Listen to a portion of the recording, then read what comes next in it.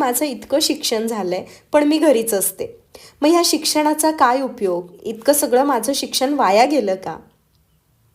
सुशिक्षित असणं म्हणजे फक्त पैसा कमवणं आहे का? नोकरी करणं आहे का? हाच आपला विचार आपण बदलायला हवा. मला वाटतं आपण जेव्हा शिक्षण घेत असतो तेव्हा आपलं व्यक्तिमत्व घडत असतं. बऱ्याचदा काही कारणास्तव नोकरी करणं, बाहेर पडणं शक्य होत नाही. मग खचून का जायचं? आपल्या शिक्षणाचा उपयोग रोजच्या आयुष्यात करता यायला हवा आणि तो कोणत्या ना कोणत्या स्वरूपात होतच असतो. फक्त आपल्याला त्याची जाणीव नसते. आपल्याकडे इतकं ज्ञान आहे, आपण चांगलं आयुष्य जगू शकतोय, ह्याचं समाधान तर असायलाच हवं. पण आपल्याकडे वेळही आहे. मग घर बसल्या आपल्या ज्ञानात भरही पडायला हवी. सतत काहीतरी शिकत राहायचं, वाचत राहायचं. म्हणजे जेव्हा आपण बाहेर पडू, इतरांकडे पाहू, तेव्हा आपल्याला वाईट नाही वाटणार.